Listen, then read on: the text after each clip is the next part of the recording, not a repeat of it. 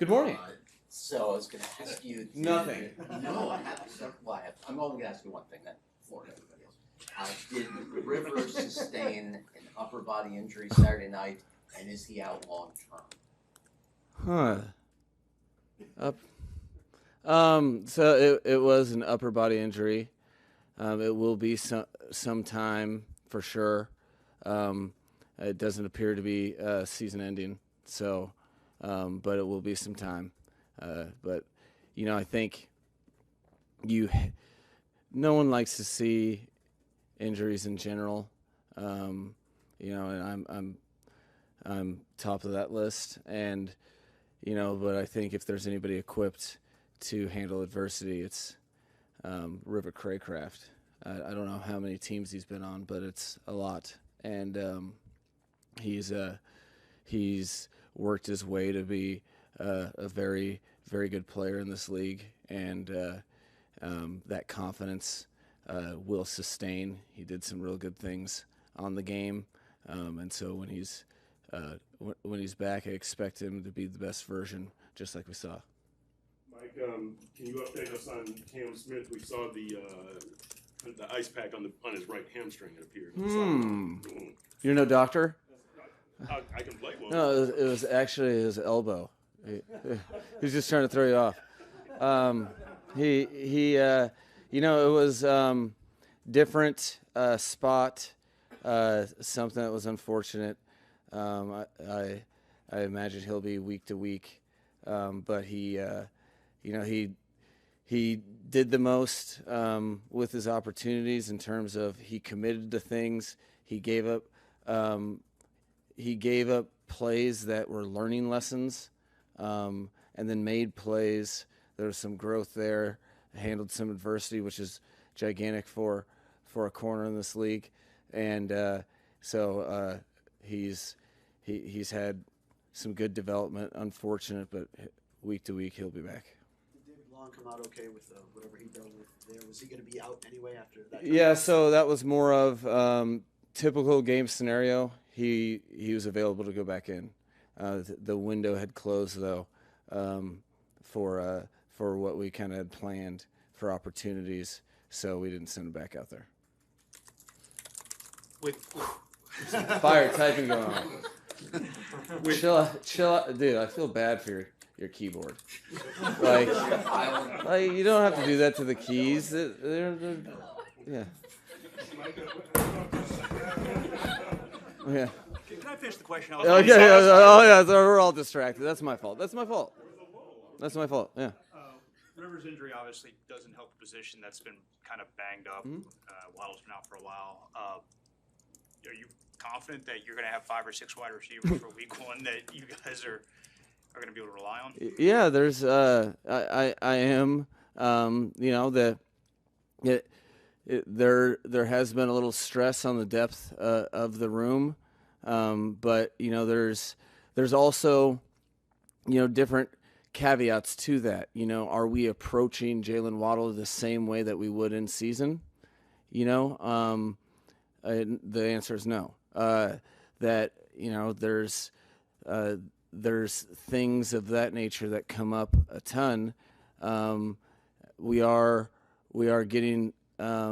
We've had a couple lineup changes, I think would be a conservative way to say it, but we're also getting a very clear picture of some very, very strong battles and giving guys opportunities. And you just that's the cool thing about football. You get to learn stuff every day. How cool is it from my vantage point, some of the opportunities that Eric Ezukama was able to really showcase his talents. We had some of the younger receivers got a lot of involvement, whether they were getting targeted or not.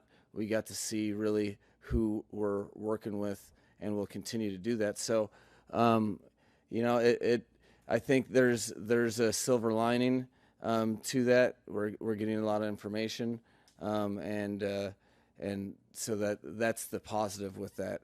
And you really get there's so many people to evaluate, and this is such a tough roster to make. You do appreciate some clarity with some of those battles when you do have injuries in positions. Really, Do you anticipate any change in Odell's status this week? I'm the way he works, and one thing I've learned about Odell is he is putting his best foot forward. He's had some guys on this team that he has been teammates with on previous teams, whether in college or in the pros, and the way he's committed, they've really reassured me on how this is the best version of a rehab and meeting room version of Odell. Like, he's really going after it, but I promise you, he didn't sign up for that. So I know there will be progression. There'll be progression. There's been progression every week, but I just know what he signed up for. What we signed up with him is for a development within the offense during the course of the season to be at our best and be at our best when our best is required. So I'm not rushing the process. I'm not worried about it because I know the intent is right on both sides, and the intention is to not have something holding him back once he gets on the field. From you learn how we do something a certain way. You have a visual, then you go and do it with your you go and do it physically, and then you can adjust and learn quickly. It really hurts the learning process if you do it and then can't do it again.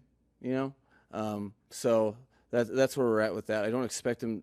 I don't expect to see him this week, but I expect a progression just because I base it upon all of the information that I've gotten so far. It's been a continued progression, but we're just being very deliberate about it.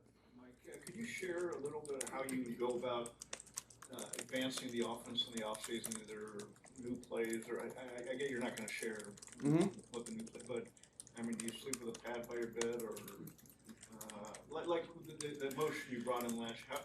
Since it's all out in the open, how did that come about? So, quite honestly, the way that our staff approaches it and the way that I believe in is that it starts with the off-season critique of yourself in the most brutal way possible, to really not be sensitive to like every day we try to do our best.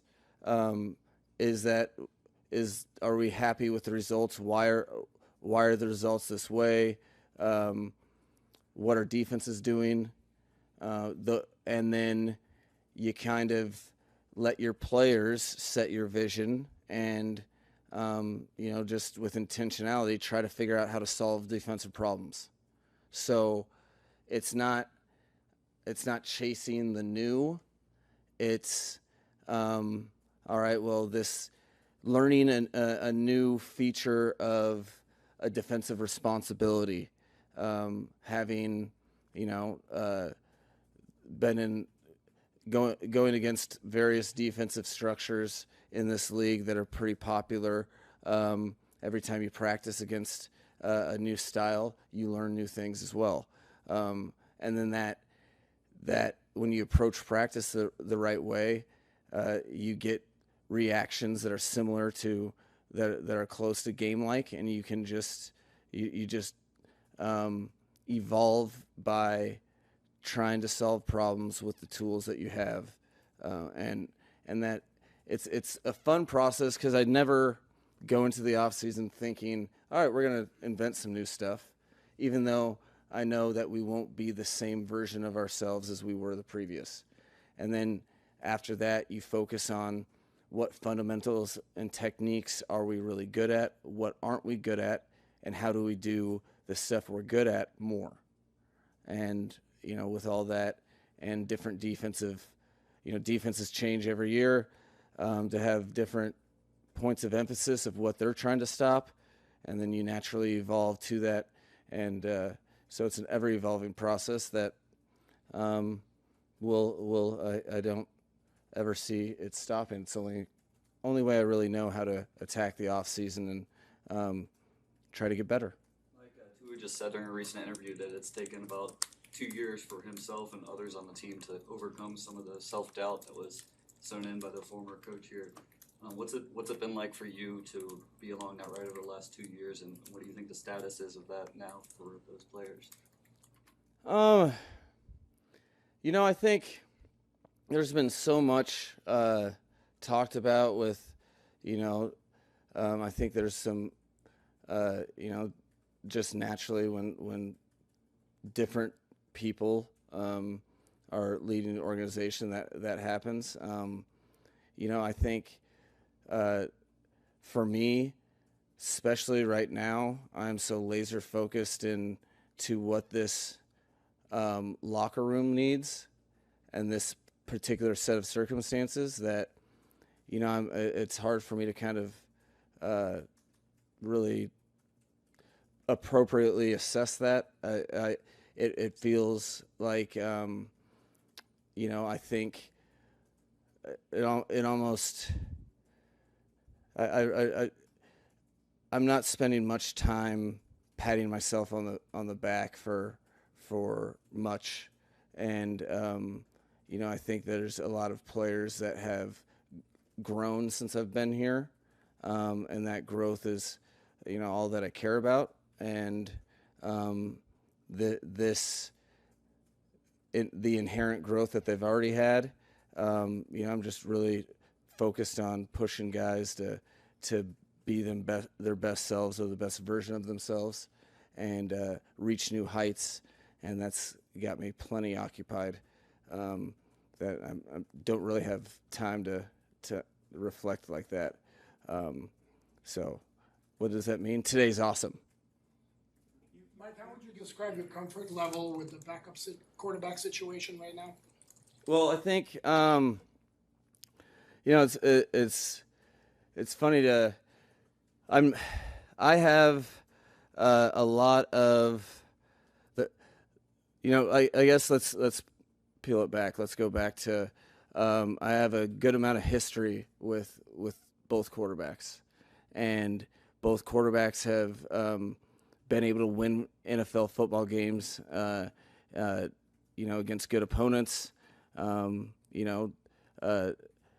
In the regular season, and they both have things about their game that I really like, and so this whole off season, I think we started with acknowledging that, and how can we appropriately find some distinction between the two, just because we felt like they've both proven in years past to be quality backups. So, quite honestly, what the approach that I've kind of taken is to create super difficult situations for both of them. And as that manifests, that's whether the play calling choice, the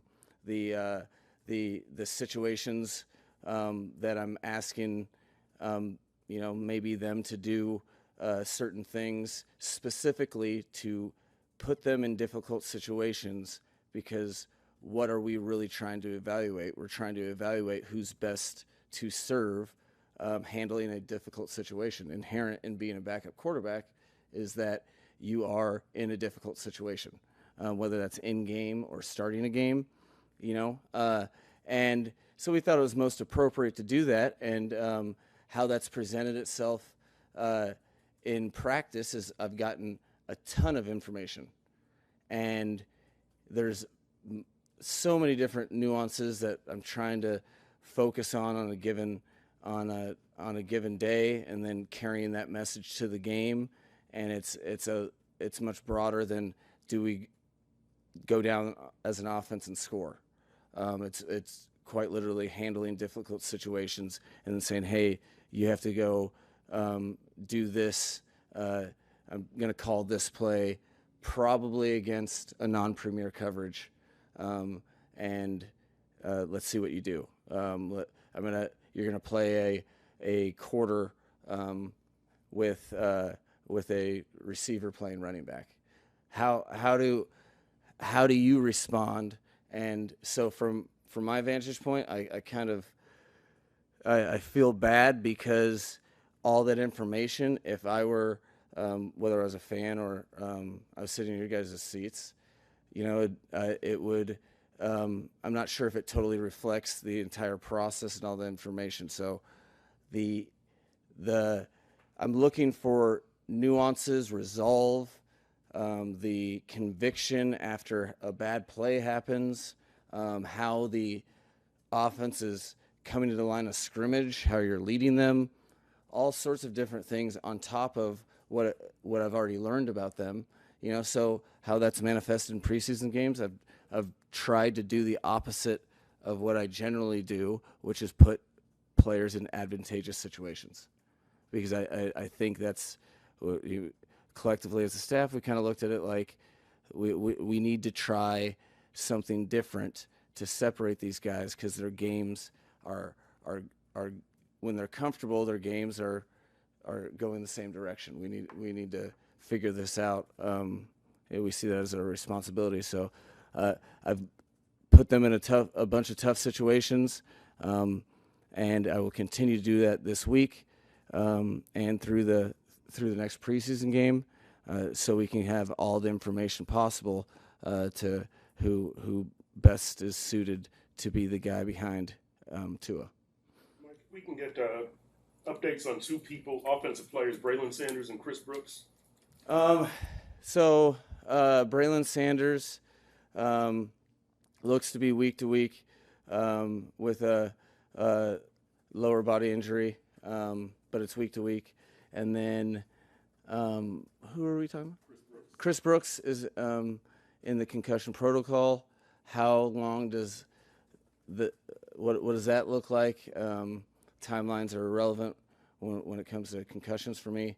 I'm just worried about him feeling good as a person. We'll take the next steps. So I definitely don't do timelines for those. Should we expect to see Jordan Poyer back this week, and how have you seen him just returning this time? So he's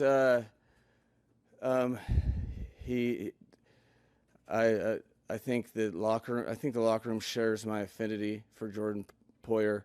You talk about a pro's pro that's really added a ton of value on and off the field for our team already, and that he's a warrior, and I think he'll exhibit some of that this week, because he'll be back on the field probably sooner than most would.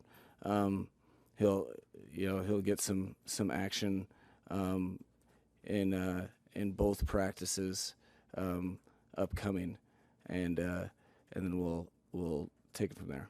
I wanted to follow up on Al's question to you about the way your approach with players. Certainly, it's for a while, long time college and NFL coaches were harp on the negative, kind of old school. You embrace the power of positivity. Why is that, and why do you think it's more effective? I think, me personally, it makes sense, given the current climate of what, the trials and tribulations of players in the modern era. I think there are countless number of reporting by people that wouldn't deserve the title of reporter necessarily, because of the advent of social media, and there's a lot of negative in the world, and a lot of people telling you when you do stuff wrong. For me, I think to raise someone's to really maximize someone, I think it's beneficial for someone to be showing them a vision of their greatest self, and I think I think, and quite honestly, I think it's that's kind of it's something that I've drawn my life, and I know how for if my mother didn't pitch to me that I was worth something, I don't know where I'd be. So I think that it just, for me, that's the way that I approach it. I don't think there's any absolute way to do anything, but for me and to reach players, it's what's made sense in my journey, and I kind of just stick to myself and what makes sense for me to do my job as I see it for them. So. Based on what you just said, I think there's, even though it may not seem this way, there's maybe a connection to what we were talking about earlier about Odell Beckham, because this past week he got into an online debate, if you want to call it that, with fans who were jumping on his case, saying basically that he was slacking and wasn't working hard to get back on the field. Any message you care to share with fans to consider how hard players work to get back on the field when they're hurt? Well, so that was news. It was a social media. Okay. And Odell fired back at several times. It's good that you're schooling me up on the front end, because you picked up on the fact that I have no idea what's going on in social media. But one can assume, and I think it's more, people have their own stuff going on. So for me to overjudge and to pitch to people that they should behave a certain way, I kind of look at it like the law of large numbers, where if there's infinite access to share your thoughts, there are probably going to be some negative ones. And so assuming that they're negative ones, how do I best assist players on their journey? Because that is something that's not talked about a ton, but it has to be real, with so much, screen time devoted to social media and just the science behind negative versus positive feedback, which I'm a believer in science. I'm for science. You have any science resistors in here? No. I think, but I think it would be, I wouldn't be doing my job if I didn't take in the entire scope of the NFL players' reality. And I know when I got in the National Football League, the current nature was different, or I mean the nature of just voices and narratives, and so it's got to be challenging. If there's anything challenging, I try to bring it up and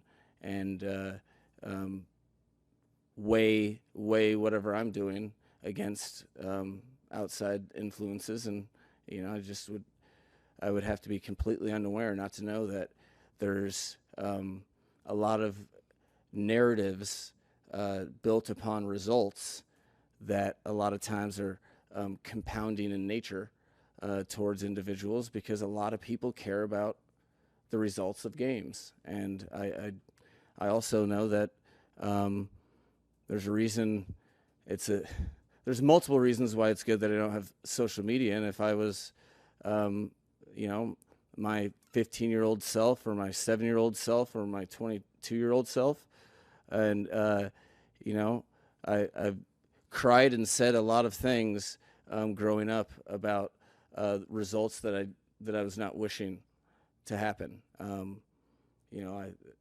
I was really mad at a lot of players that I didn't know in 1989 when the Broncos were getting, scorched by the 49ers. So I think that's part of it too. And, I try to make sure that guys do understand that the people with opinions do pay the bills, but they also don't know the whole story, and you shouldn't over-invest into narratives. But I understand that you're also people as well, so it's very. I just think it's the way that things are and probably will look moving forward, and it's best to be an asset of value for your guys, and then I don't vilify fans' opinions. They're entitled to, and I can absolutely understand.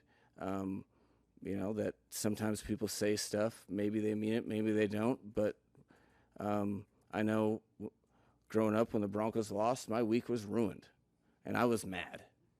So that's a reality too. Take on this Noah Lyles, Tyreek Hill potential race. I don't know if you've heard anything about it. You just said that you off of social media, but apparently Reek wants to race the 100-meter champion. Your thoughts? Do you think he'll win? What have you heard anything about this? I mean, I would love to weigh in. Can we get one of our division opponents to sign Noah Lyles so I could actually care about the race? Because if it's on a football field, I know those circumstances. I think Tyreek's one of one, and I don't put anything past him. I know Noah Lyles is really fast, so I appreciate the competitors being competitive, and let's get him in a division opponent so the result of that race can actually matter.